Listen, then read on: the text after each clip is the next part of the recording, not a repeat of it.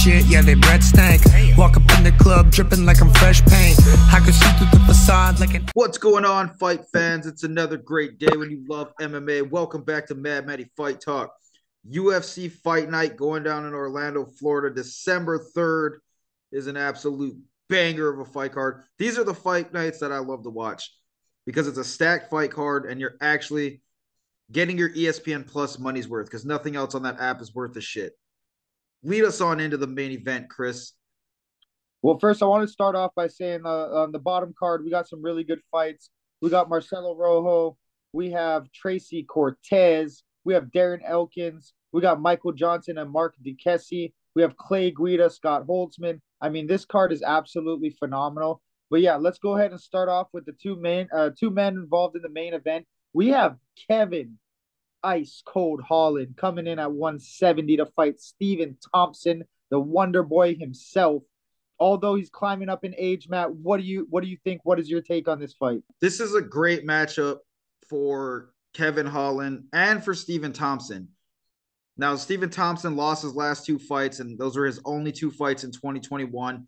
Kevin Holland, he did a very brave move by taking on Khamzat Chimaev, who is probably one of the most dangerous fighters in the UFC period, on like a one-day notice. I think it was 1 day, 2 days at the most.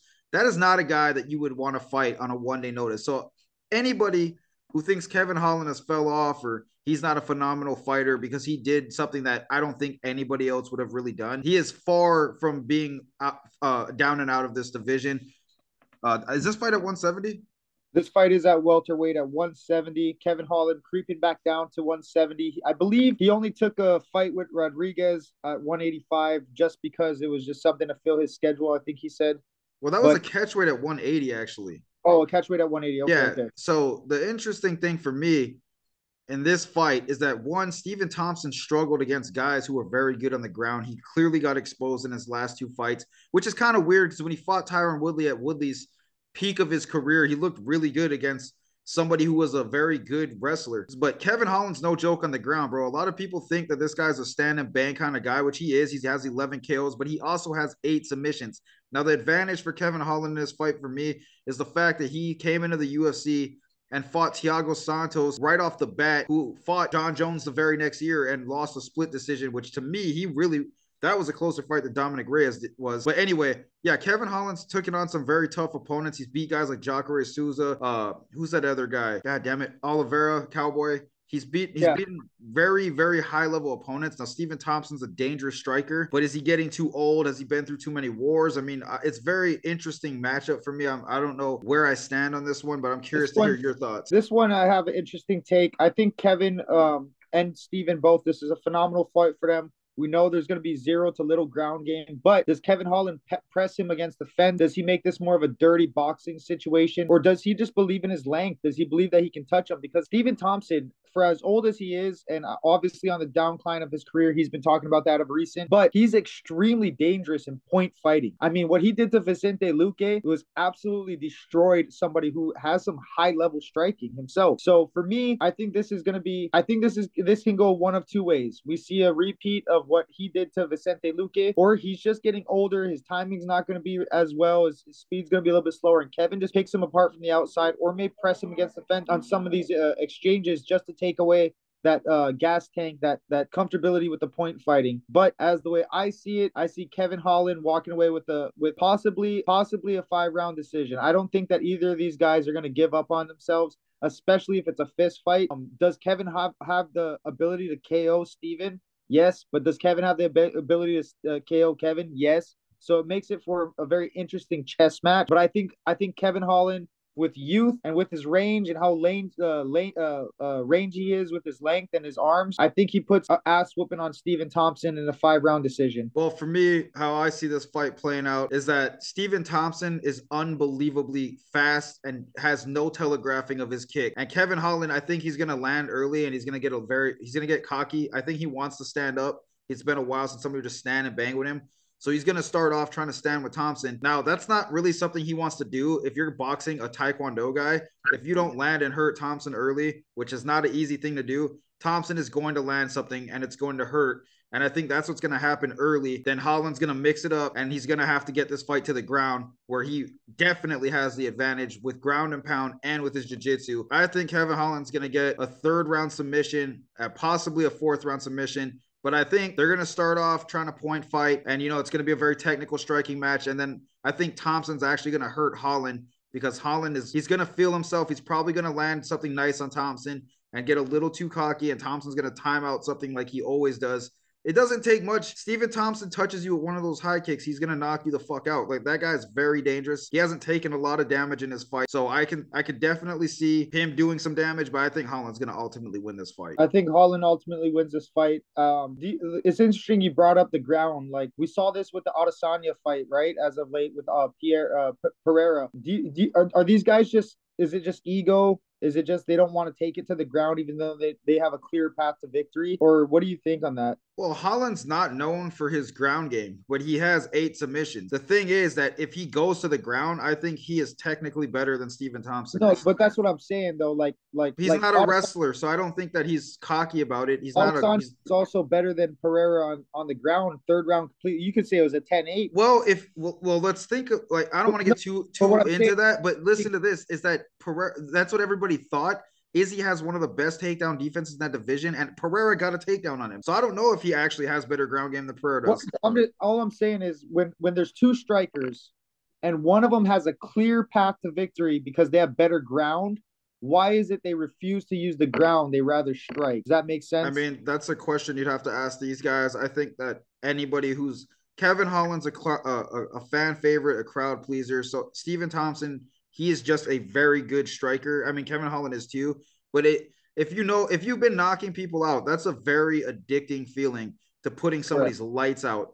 Whereas going through a grind and, you know what I mean, wearing these guys down, that is a mental game plan. You have to be very strong mentally to know the GSP shit where the crowd doesn't like it, but it's going to win the fight. I mean, if Kevin Holland grapples this guy and clinch fights him and drags this fight to the ground, he's 6'3" with an 80-inch reach. He definitely can pull this fucking dude to the ground and do some serious work off of the ground. We saw him knock Jacare out from his back. I can't imagine what he would do to somebody like Thompson on the ground. Well, let's look at the next fight on the card. We have Brian Barberena, again, a welterweight bout versus number 7, Rafael Dos Anjos. Do you think it's weird that they didn't put Rafael against Stephen Thompson 6 versus 7 and Barberena versus Kevin Holland, who are both unranked?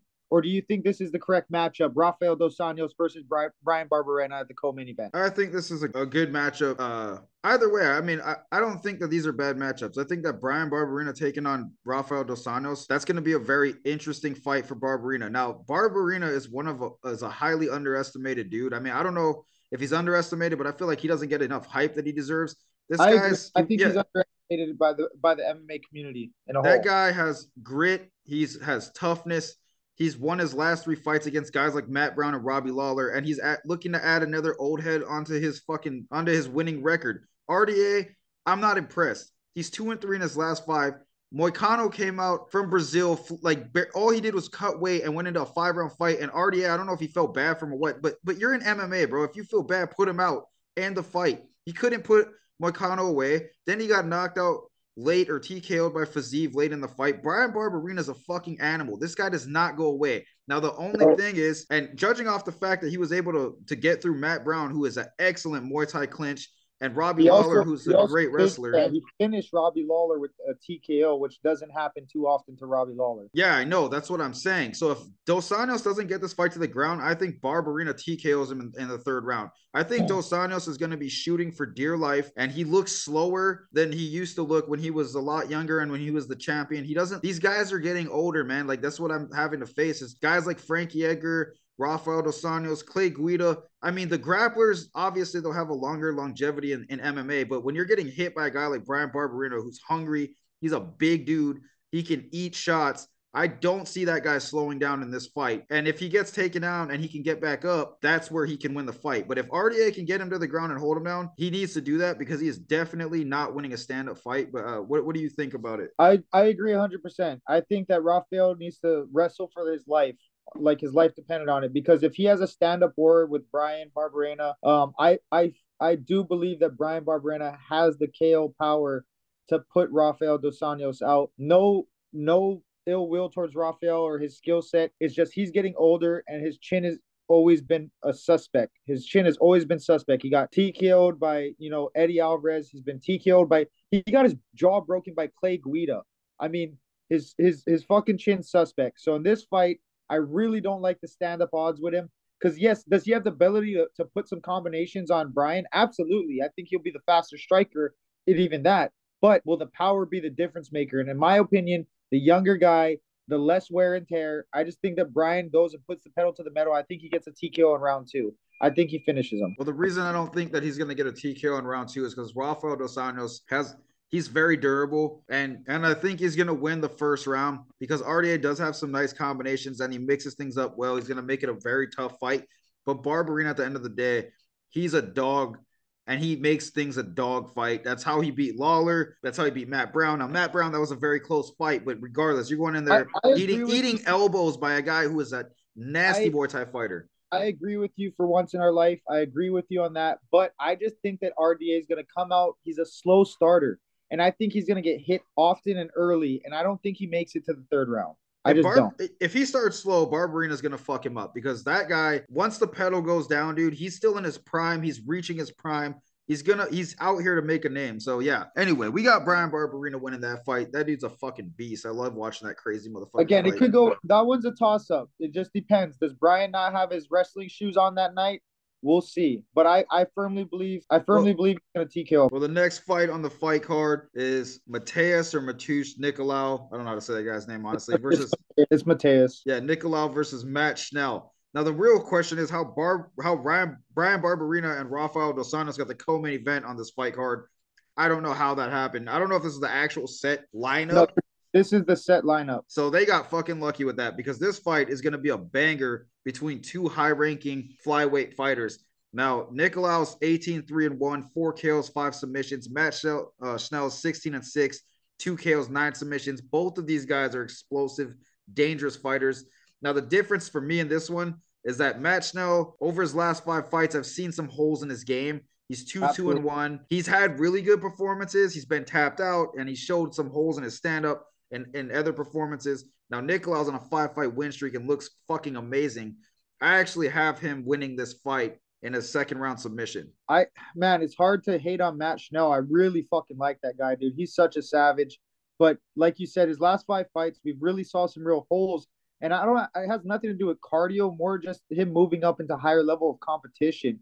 And it's been rougher for him as the water gets deeper. Whereas Mateus, he just looks like a hot fucking striking contender, man. He's on a 5-fight winning streak. He's blowing through these guys like it ain't nobody's business. So I would like to say Mateus, but the thing I know about Matt Schnell is I know where he has had some wars. And he has fought the best of the best in the division, and he's lost to the best guys in the division. So for me, I think if Matt can make this a war, if he can make, Mateus miss some shots, force him to stand up, play great off his back if he gets there, hell, maybe even get on top, he might have a better chance of winning this fight. But if I'm betting money on this fight, I'm putting my money on Mateus Nicolau just because he looks so sharp when he's in there. Just very that's the thing though. That's the thing is if he's on a 5-fight win streak, and I'm banking on the fact that he's going to be more technical and stay more composed. But I can't remember the last time somebody tested him. That's the thing is if Matt Schnell cracks him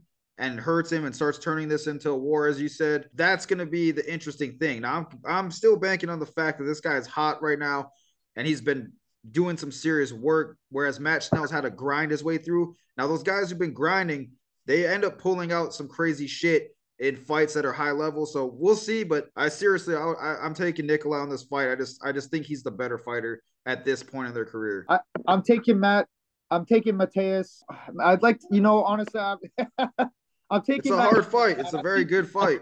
I'm taking Matt Schnell. I think he's gonna make this a fucking barn burner. I think he's gonna throw his heart into this fight. He really wants to get back into the winning column. I'm gonna take Matt Schnell, man. I'm gonna go with American, USA, baby, all the way. I think it's a decision. I don't think this gets finished unless if Mateus wins the fight, it's probably gonna be a finish. But if this goes the distance, I have Matt Schnell winning this fight. Don't get me wrong. I don't think Matt Schnell's holes in his game are like anything crazy serious, but he's definitely been working on it.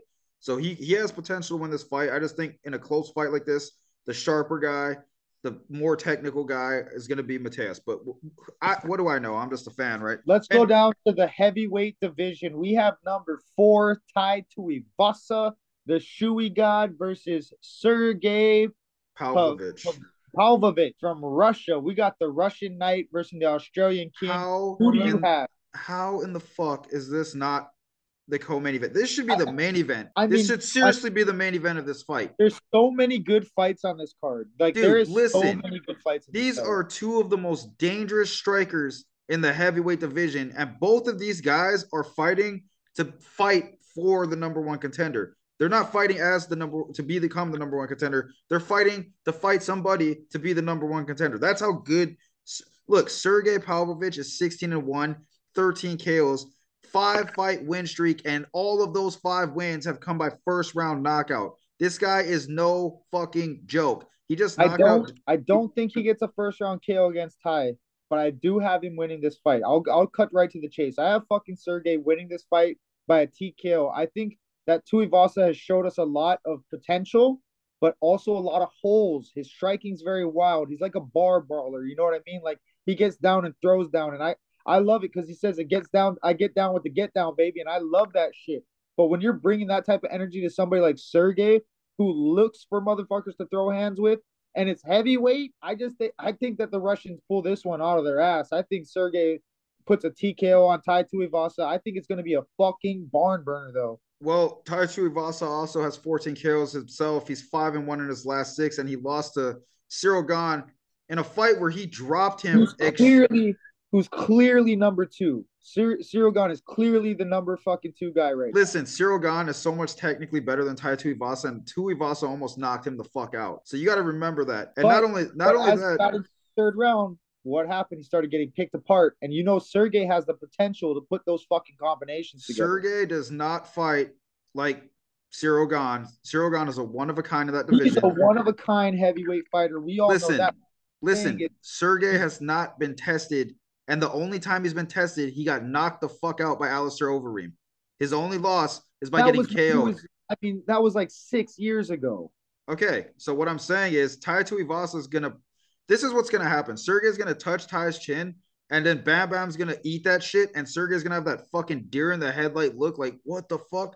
I can't drop this guy. And then you're going to see Tuivasa just start dropping hammers on this dude. I think Tai Tuivasa... If that's the way it plays out. This fight is not leaving the first round, and Tai Tuivasa is knocking him out. I could really see that happening where Sergey whacks him with a solid combination, and Tai says, I get down with the get down, and I'm going to throw down. I don't think Sergey hurts him. I think Tai Tuivasa's fought way higher competition and has pulled some crazy shit out. He looked really sharp, dude, in his last few fights. He's looked really fucking good.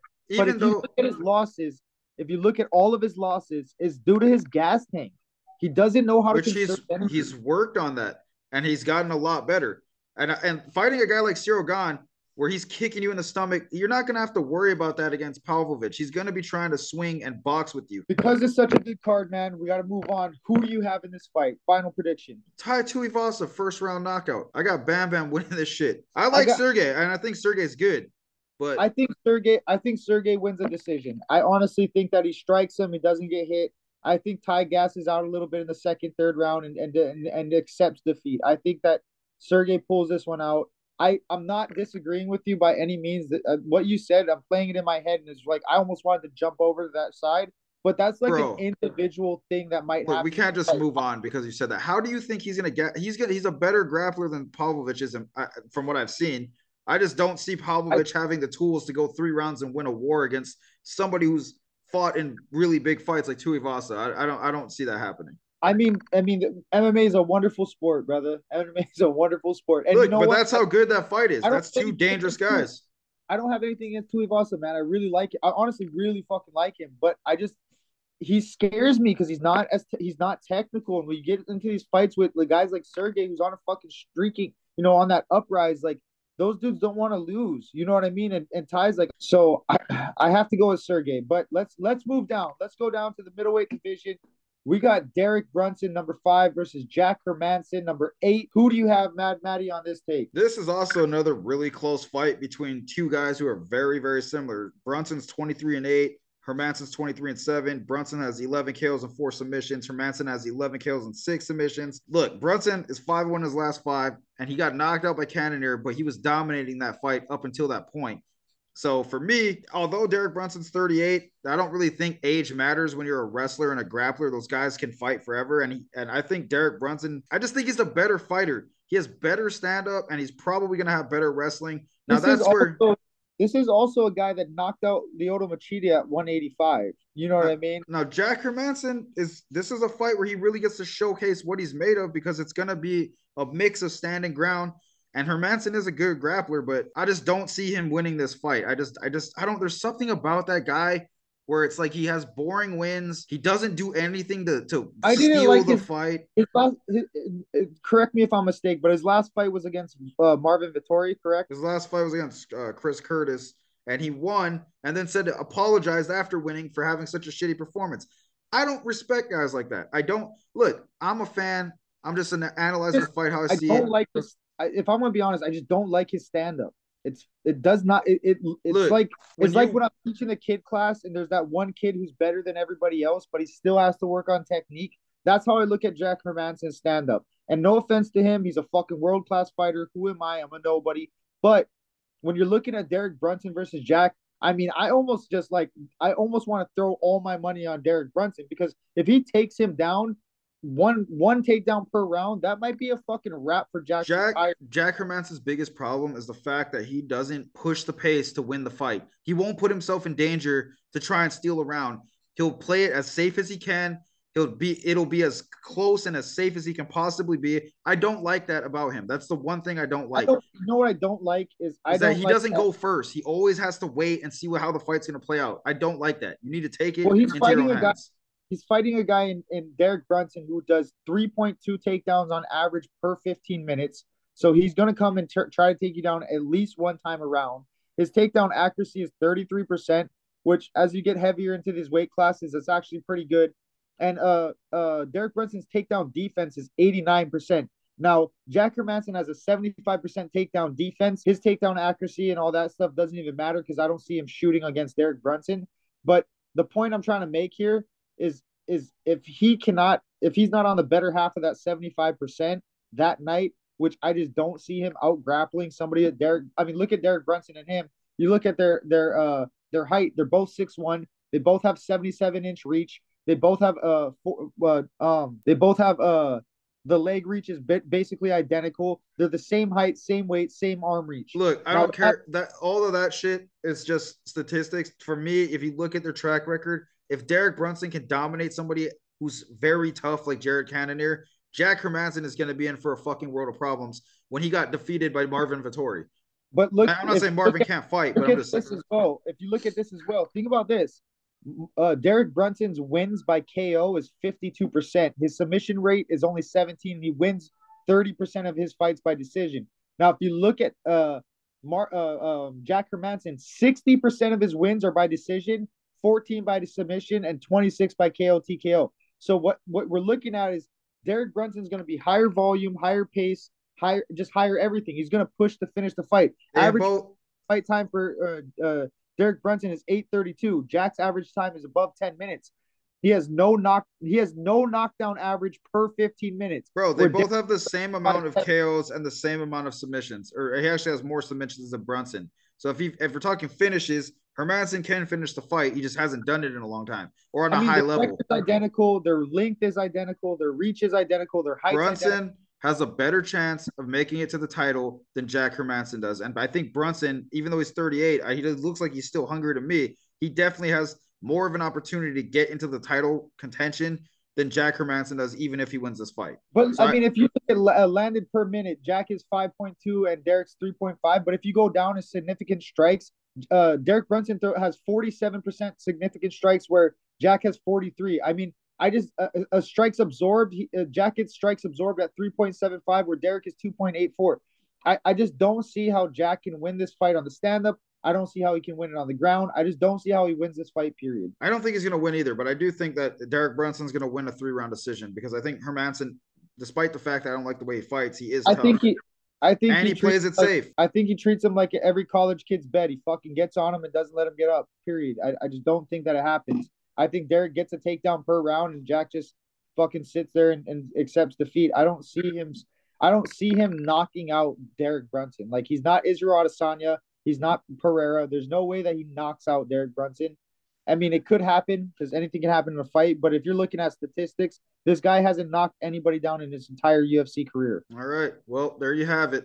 Let's go down to the last fight on the main card, which is a middleweight fight again at 185. We have Eric Anders, ya boy, versus Kyle Daukaus.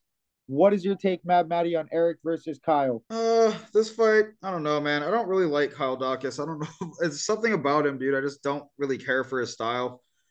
I hope Eric Anders wins. That's all I'm gonna say for that one. I got Eric Anders.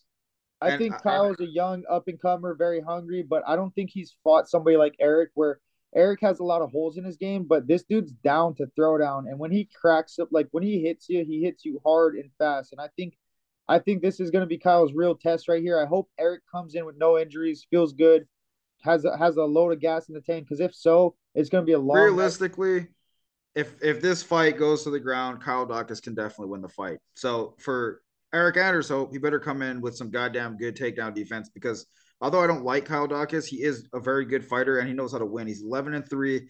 He wins 82% of his fights by submission, and he has a shorter fight time than Eric Anders does. So the only thing that I can see happening here is Eric Anders knocks him out. So if he doesn't knock him out, Kyle Daukaus will definitely ground this dude the whole fight. So Eric Anders needs to knock him out. If not, he's going to get submitted. This fight is definitely going to be a finish. I think Eric wins this fight by TKO. I think so too, because I don't think that Daukaus can stand with him, and I think he's going to get stuffed, and then he's going to run into problems on the feet. I don't think he's ready to. I think he's underestimating Eric, because Eric's had such a up and down roller coaster career. But when you see Eric in the fire, dude, this guy he can sprawl and he can hit hard.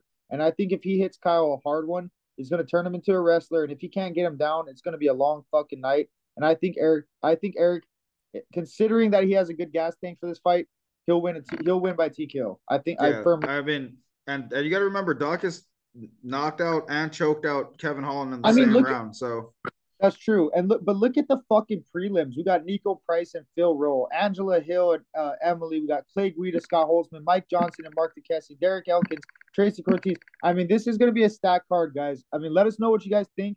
On the in the bottom on the comments. Let us know who you guys are thinking of winning. Yeah, guys. Hit us in the comments. Hit the bell icon to be notified when we drop more content. We want to see who you guys are taking into these fights. Let us know. Are you Team Holland, Team Thompson? Do you got Barberena or Dos Anjos? Do you guys got Tuivasa or Pavlovich? Who the fuck are you guys going for? Let us know. Hit us in the comments. Don't forget, like, subscribe, and we will see you motherfuckers on the next one. Haters talking shit, yeah, they breath stank. Walk up in the club dripping like I'm fresh paint. I can see through the facade like an